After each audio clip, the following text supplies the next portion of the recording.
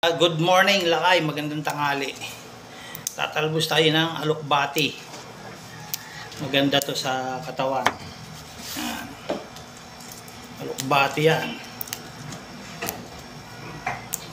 Tignan nyo kung comment kung saan ko isasahog. Wala akong nabili kasing dahon ng ampalaya, kaya alokbati muna tayo.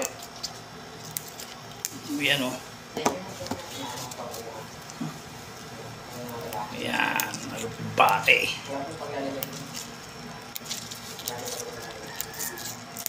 May kasama to ng isda.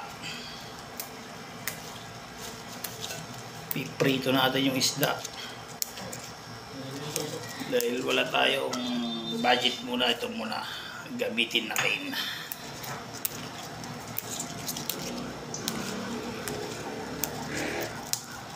Yan, tapos na himay-himay o alokbati. Mamaya na lang ulit yung ibang himay-himayin. Okay, tatlo ipiprito natin. Yan, mamaya isi-set up lang natin yung lutuan. So ayan, lakay, set up na natin yung mahiwagang kalan natin.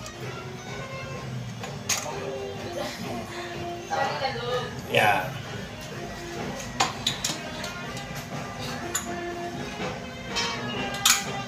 Ayan na si Voltix 5. Voltix 5 yung tugtog nila.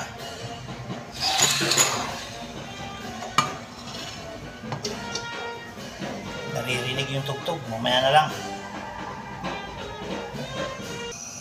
O yan lakay, may set up na natin. Yan na lang natin ng minute, tapos lagyan natin ng mantika. Piprito natin ang isda. Simple lang yung kalan natin. Ayan. Ngayon lakay, sinalang na natin yung prito.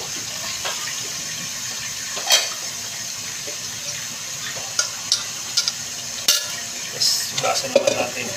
Ito. Lagay tayo ng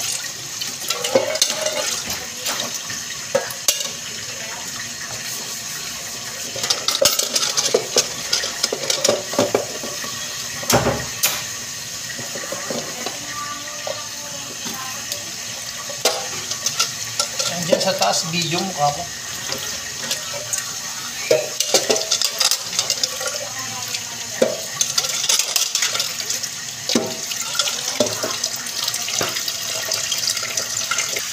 Yan, halo natin yung munggo. Ayan, munggo yan. Yan ang paborito nilang ulam, munggo.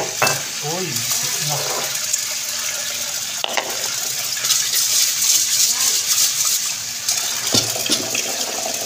Munggo. Tapos may sasaw.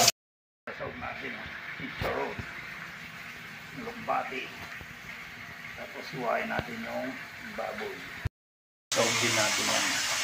So may iwa tayo ng sibuyas, bawang. Naprito na natin yung isda. Ayan, isasawag natin.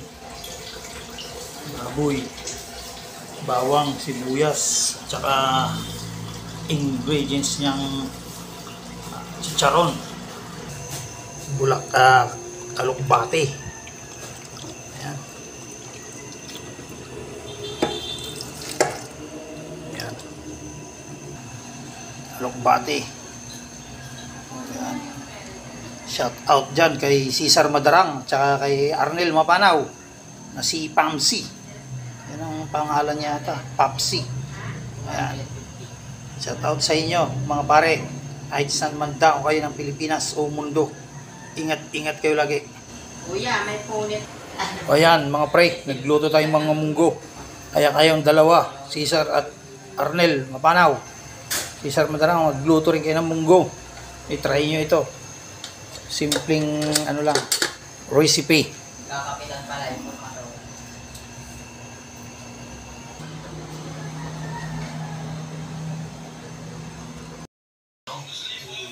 Kaya mantika. Kunti lang.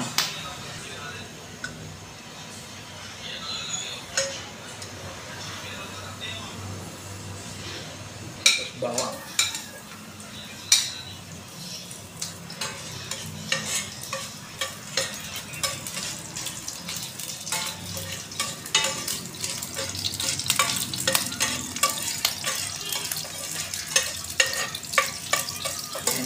golden brown yan ng sibuyas.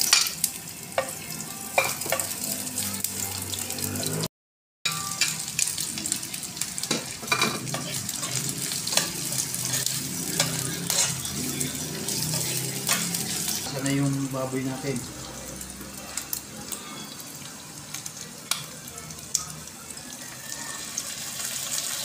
Naman ulit dagdagan natin ang kape. So, munggo.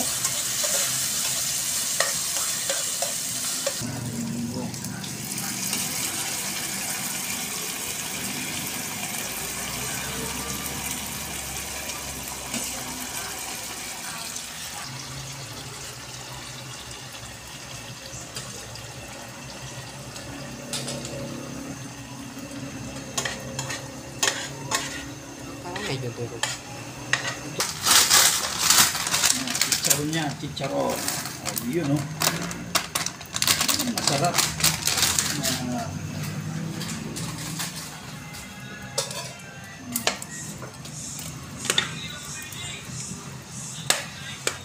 Tayo ng patis. Ayan, tama na yan. Baka umalat.